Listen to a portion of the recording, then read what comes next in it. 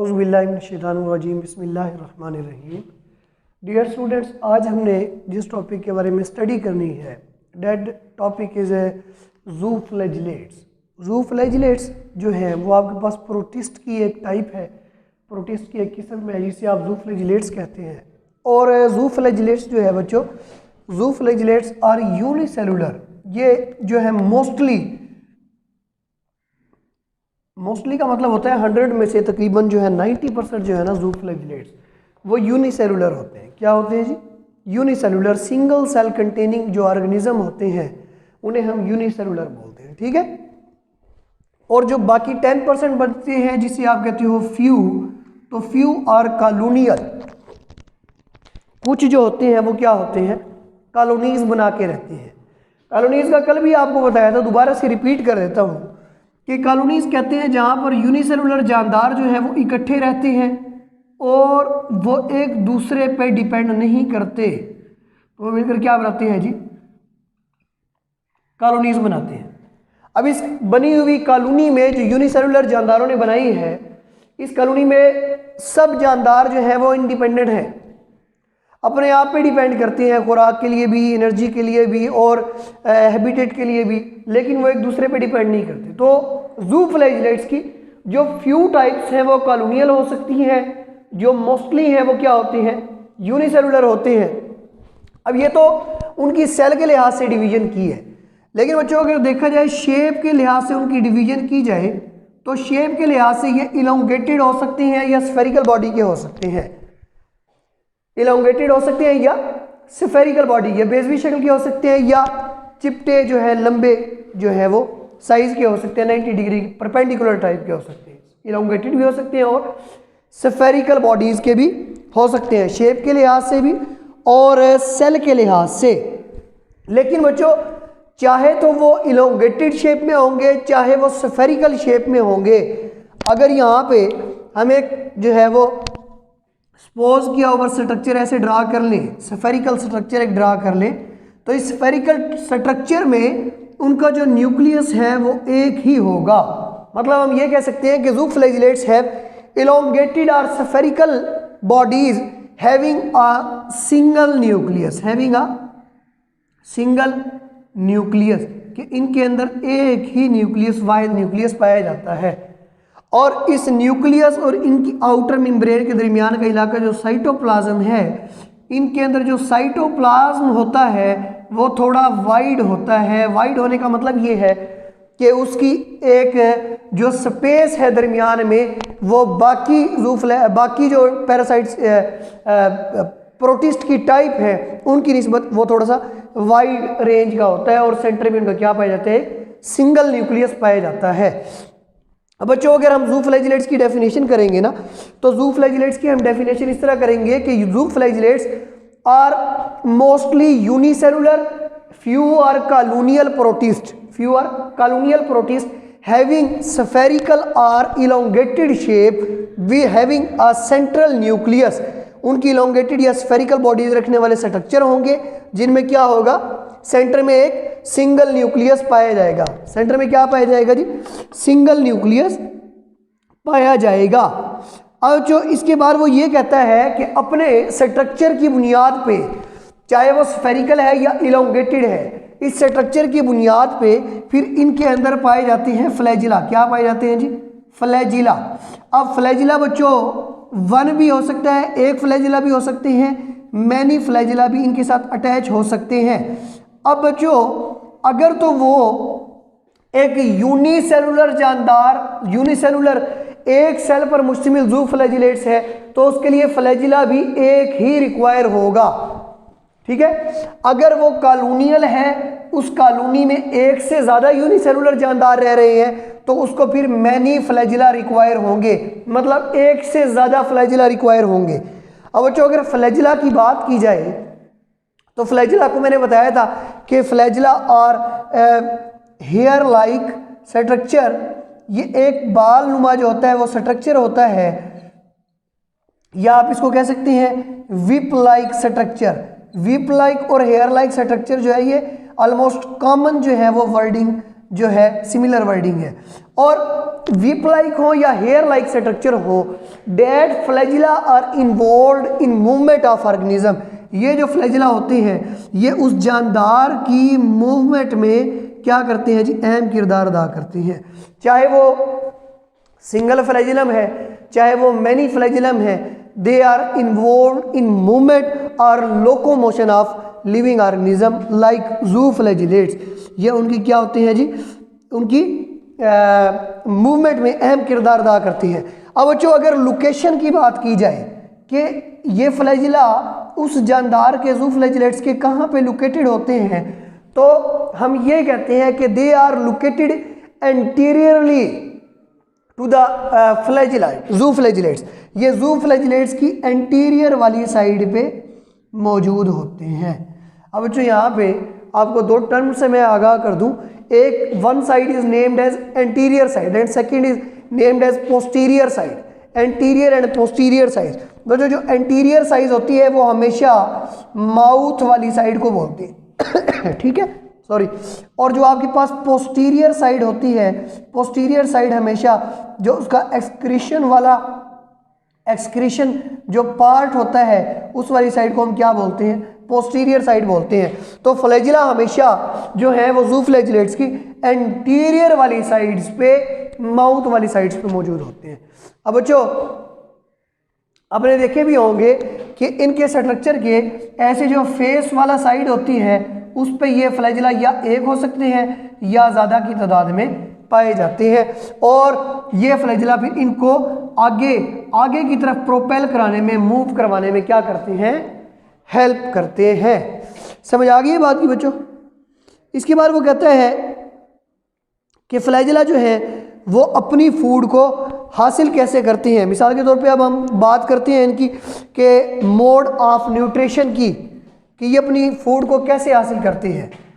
अब हम बात कर लेते हैं जी मोड ऑफ न्यूट्रिशन की, कि flagella, how flagella obtain their requirements of food. ये अपनी फूड की रिक्वायरमेंट को कैसे पूरा करते हैं, कैसे कॉम्पनसेट करते हैं। अब बच्चों अगर इनकी बात की जाए मोड ऑफ न्यूट्रिशन की, मोड ऑफ न्यूट्रिशन की, तो बच्चों पहली बात वो ये लिखते हैं कि they can obtain their food by absorbing food vacuoles. ये फूड के जो वैक्यूल्स होते हैं उनको एब्जॉर्ब करके अपनी फूड को हासिल कर सकते हैं, या इंजेस्ट करके, एब्जॉर्ब या इंजेस्टिंग देयर फूड वैक्यूल्स, ठीक है। सेकेंड नंबर पे वो लिखते हैं बच्चों कि इनकी कुछ टाइप्स जो है ना वो डेट्रीटाइवोरस भी हो सकती हैं। क्या हो सकती हैं, डेट्रीटाइवोरस। इस टर्म को जरा समझिएगा बच्चों, डेट्रीटाइवोरस क्या होते हैं। डेट्रीटाइवोरस आर दोज ऑर्गेनिज्म, ये वो ऑर्गेनिज्म होते हैं जो डेट्राइटस पे फीड करते हैं। किस पे फीड करते हैं जी, डेट्राइटस पे फीडिंग करते हैं। इन जानदारों को हम क्या बोलते हैं, डेट्रीटाइवोरस बोलते हैं। मतलब हमने ये कहा कि ये या तो अपनी फूड को इंजेस्ट करेंगे, एब्जॉर्ब करेंगे, मतलब ये दूसरे जानदारों से अपनी फूड को क्या करेंगे, इंजेस्ट करेंगे, एब्जॉर्ब करेंगे, या ये डेट्रीटाइवोरस होंगे। डेट्रीटाइवोरस आर दोज ऑर्गेनिज्म विच और फीडिंग ऑन डेट्राइटस, जो गंद पे, जिसे आप गंद बोलते हो ना, गंद का जो ढेर बोलते हो, मुख्तलिफ वेस्ट मटेरियल जो होते हैं उनकी डीकम्पोजिशन से, क्या करके जी, डीकम्पोजिशन से, decomposition of wasteful material, decomposition of wasteful material, wasteful material की डीकम्पोजिशन करके उन से जो है वो यूज़फुल जो है मटेरियल को हासिल करते हैं और उनसे अपनी फूड की रिक्वायरमेंट को ये क्या करते हैं जी, पूरा करती हैं। सो इनको हम डीकम्पोजर्स भी बोल सकते हैं कि ये एज अ डीकम्पोजर भी पाए जा सकते हैं, या इनको हम एज अ डेट्राइटाइवोरस भी बोल सकते हैं। समझ आ गई बात कीजिए। अब जो इसके बाद वो ये कहता है कि they are free living symbiotes और पैरासाइट्स। ये सिम्बियोट्स भी हो सकते हैं, पैरासाइट्स भी हो सकते हैं। अब जो अगर हम बात कर लें इनकी टाइप्स की, किसकी बात, ये इनकी होगी फूड की बात, इससे पहले इनकी डेफिनेशन होगी, सारी बातें होगी। अब इनकी अगर हम बात कर लें टाइप्स की कि ये किस किस टाइप से पाई जाती हैं, तो बच्चों इनकी बेसिक्स जो है 3 टाइप्स बनती हैं। फर्स्ट को हम बोलते हैं symbiotic flagellates, second choanoflagellates and third is parasitic flagellates. सबसे पहले हम सिम्बियोटिक को और पैरासाइटिक को एक्सप्लेन कर लेते हैं और लास्ट में हम क्वानोफ्लैजिलेट्स को देख लेंगे। अगर बच्चों देखा जाए सिम्बियोटिक फ्लैजिलेट्स, आपने एक रिलेशनशिप पढ़ा होगा जिसे आप बोलते हो symbiosis. Symbiosis is a type of relationship in which both organism make association with each other, जिसमें दोनों जानदार जो है वो एक दूसरे के साथ जो है वो एक रिलेशनशिप बनाते हैं और उस रिलेशनशिप में एक को फ़ायदा हो रहा होता है और दूसरे को जो है ना वो फ़ायदा हो रहा होता है ना नुकसान हो रहा होता है, मतलब किसी को भी नुकसान नहीं पहुंच रहा होता, लेकिन उनमें से एक जानदार को कम से कम क्या हो रहा होता है, फ़ायदा हासिल हो रहा होता है। तो इस रिलेशनशिप को हम क्या कहते हैं, सिम्बायोटिक रिलेशनशिप, और इस प्रोसेस को हम सिम्बायोसिस कहते हैं। सो जो फर्स्ट टाइप पे आप फ्लैजिलेट्स हैं, डेड flagellates are known as symbiotic flagellates. इनको हम सिम्बायोटिक फ्लैजिलेट्स कहते हैं क्योंकि ये जो है ये फ्री लिविंग होते हैं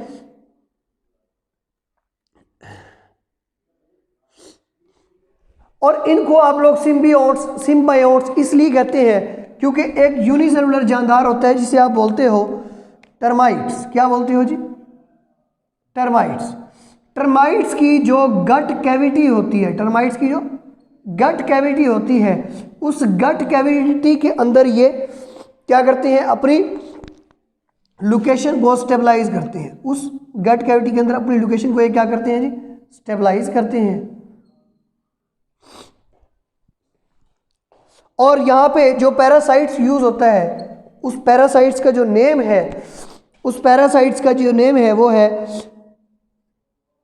ट्राइकोनिम्फस। ये उस फ्लैजिलेट्स के अंदर जो पैरासाइट की टाइप है उसका नाम है ट्राइकोनिम्फस। ये सिम्बियोसिस करने वाला फ्लैजिलेट्स है। क्या करने वाला?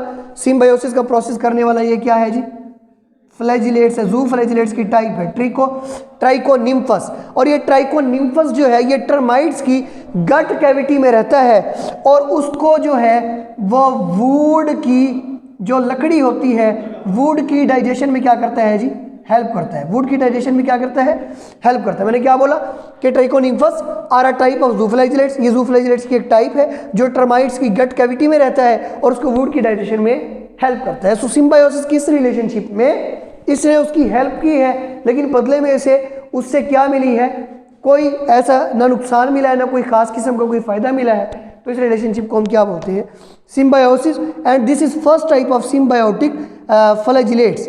ठीक है जी। सेकंड नंबर पे हमारे पास होते हैं जी पैरासाइटिक फ्लैजिलेट्स। जो आपके पास पैरासाइटिक फ्लैजिलेट्स होते हैं that are responsible for causing disease. ये डिसीज को, बीमारी के फैलाने के क्या होते हैं, जिम्मेदार होते हैं। सेकंड नंबर पे हमारे पास क्या है, पैरासाइटिक फ्लैजिलेट्स। इससे पहले हमने एक रिलेशनशिप पढ़ा था जिसका नाम था parasitic relationship, in which one organism is being harmed by another organism. जिसमें पैरासाइटिक रिलेशनशिप क्या होता था कि पैरासाइट्स जो है वो जानदार होते थे जो दूसरे अपने होस्ट के बॉडी के अंदर रहते थे और उसे बदले में क्या पहुंचाते थे जी, हार्मफुल इफेक्ट्स जो है वो उसे नुकसान पहुंचाते थे, उसको हार्म्स पहुंचाते थे। इन जानदारों को हम क्या बोलते थे जी, पैरासाइट्स बोलते थे। जो आपके पास सेकंड नंबर पे टाइप है, सेकंड टाइप है दैट इज पैरासाइटिक फ्लैजिलेट्स। वो क्या है जी, पैरासाइटिक फ्लैजिलेट्स है। इन पैरासाइटिक फ्लैजिलेट्स में एक पैरासाइट्स होता है जो डिसीज काजिंग एजेंट होता है और उसका नाम आपके पास होता है ट्राइपनसोमा है। Is a human parasite causing African sleeping sickness disease. ये जो होता है ट्राइपनसोमा, ये पैरासाइटिक फ्लैजिलेट्स की एग्जाम्पल है। क्या नाम है उसका जी, ट्राइपनसोमा। ट्राइपनसोमा इज अ पैरासाइट। ये एक पैरासाइट है जो ह्यूमंस के अंदर जो है वो African sleeping sickness disease, African ASS African sleeping sickness disease cause करता है। दोबारा से इस बात को रिपीट करते हैं कि पैरासाइटिक फ्लैजिलेट्स में जो पैरासाइट यूज होता है उसका नाम है trypanosoma, that is type of parasitic flagellates, ये पैरासाइटिक फ्लैजिलेट्स की टाइप है and that is responsible for causing African sleeping sickness disease in humans. ये इंसानों के अंदर African sleeping sickness disease cause करने का क्या होता है जी, जिम्मेदार होता है। और ये जो पैरासाइट होता है ये टसेट्सी जो फ्लाई होती है उसके काटने से, उसके बाइट करने से इंसानों में फैलता है। टसेट्सी फ्लाई, टसेट्सी फ्लाई वो फ्लाई उस जो है ये फ्लाई का नाम है टसेट्सी फ्लाई, जो ह्यूमंस के अंदर ट्राइपनसोमा जो है वो पैरासाइट की वजह से जो है वो स्लीपिंग सिकनेस डिसीज काज करने का बायस बनती है। जब ये बाइट करती है ना बच्चों, टसेट्सी फ्लाई जब बाइट करती है ह्यूमन को आके, तो ये इसके बाइट करने से जो है वो इस तरह के जर्म्स जो है वो ह्यूमंस के अंदर दाखिल होते हैं, जो जर्म्स जो है African sleeping sickness disease cause करने का जिम्मेदार होते हैं। अब बच्चों अफ्रीकन स्लीपिंग सिकनेस डिसीज में क्या होता है, इस डिसीज के अंदर जो है वो फीवर होता है, एक तो बुखार होता है, दूसरा जो है वो फैटीग होती है। यहाँ पे मैं इसकी निशानियाँ लिख देता हूँ अफ्रीकन स्लीपिंग सिकनेस डिसीज की, कि इस डिसीज के अंदर क्या क्या हो सकता है। एक, इस डिसीज के अंदर जो है वो हल्का सा बुखार होगा, फीवर होगा। सेकंड जो है इसके अंदर क्या होगी जी, फैटीग, थकावट होगी। और थर्ड जो है वो एक पेन, सीवियर किस्म का, सख्त किस्म का क्या होगा, पेन होगा। That is 3 symptoms of sleeping sickness disease which is caused by biting of tsetse fly, जो tsetse fly की biting की वजह से काज होती है। and that tsetse fly is example of trypanosoma parasite and this is example of parasitic flagellates। और ये parasitic flagellates की क्या होती है जी, आपके पास टाइप होती है। थर्ड एंड लास्ट नंबर पे हमारे पास होते हैं क्वानोफ्लैजिलेट्स। क्वानोफ्लैजिलेट्स क्या होते हैं, क्वानोफ्लैजिलेट्स आपके पास 3 टाइप्स के हो सकते हैं, या ये सेसाइल हो सकते हैं, या ये माराइन हो सकते हैं, या फ्रेश वाटर में रहने वाले ये फ्लैजिलेट्स हो सकते हैं। थर्ड नंबर पे हमारे पास क्या है जी, क्वानोफ्लैजिलेट्स। थर्ड नंबर पे हमारे पास है क्वानोफ्लैजिलेट्स। क्वानोफ्लैजिलेट्स आप लोगों के पास सेसाइल हो सकते हैं, माराइन हो सकते हैं, या ये फ्रेश वाटर में रहने वाले हो सकते हैं। साल्टी वाटर में भी रह सकते हैं, मतलब जिसे आप सी वाटर बोलते हो, ठीक है। फ्रेश वाटर, ताज़ा पानियों में रहने वाले भी हो सकते हैं क्वानोफ्लैजिलेट्स। या ये क्या हो सकते हैं, सेसाइल होते हैं, खुश्क ज़मीन में एक जगह पे रहने वाले, मूवमेंट ना करने वाले भी हो सकते हैं। तो इनको आप लोग क्या बोलते हो, choanoflagellates. That is third type of zooflagellates. और ये ज़ूफ्लैजिलेट्स की जो है ये थर्ड टाइप होती है। अब जो इनके अंदर जो है वो एक फ्लैजिलम पाया जाता है, और ये उस फ्लैजिलम, मिसाल के तौर पे अगर एक प्लांट लगा हुआ है ना, ये प्लांट लगा हुआ है, और उस plant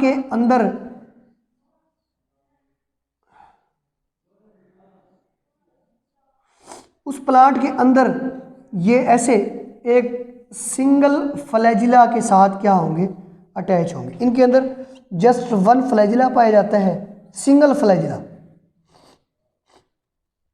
single flagella containing organism होते हैं, और ये अपने आप को उस टहनी के साथ, उस टैग के साथ जो है ऐसे सिंगल फ्लैजिलम के तौर पे क्या रखते हैं, जोड़े रखते हैं। अपने आप को उस टैग के साथ क्या रखते हैं जी, अटैच रखते हैं। और जिस टैग के साथ ये अपने आप को अटैच रखते हैं, उसका ये जो मेन एरिया होता है जहाँ पे वो अपने आप को जोड़े हुए होती है, उस एरिया को आप कॉलर एरिया बोलते हो। क्या बोलते हो, कॉलर एरिया बोलते हो। मैंने क्या बताया, choanoflagellates are may be sessile, marine, fresh water हो सकते हैं, माराइन हो सकते हैं, सेसाइल हो सकते हैं। इनके अंदर सिंगल फ्लैजिला पाया जाता है, और ये सिंगल फ्लैजिला स्टैक के साथ, टहनी के साथ अपने आप को अटैच रखता है। And that stalk is attached with main central point which is known as collar. और ये स्टैक जो है अपने आप को मेन पॉइंट से जोड़े रखती है, जिसे आप उसका कॉलर पॉइंट भी बोलते हो। और ये जो है 3 टाइप्स ही आप लोगों के पास जू फ्लैजिलेट्स की, symbiotic flagellates, parasitic flagellates, Kuwano flagellates. तो बच्चों ये जू फ्लैजिलेट्स का हमारा टॉपिक आज का कंप्लीट हो गया। कल हम इंशाल्लाह ताला सिलिएट्स के बारे में पढ़ेंगे। आपका कोई क्वेश्चन हो तो इंशाल्लाह लाजमी आप लोग किया करें व्हाट्सएप ग्रुप में भी, और वैसे भी पूछ लिया करें कमेंट्स में भी। बाकी अल्लाह पाक आप लोगों को कामयाब करे। अल्लाह हाफिज़।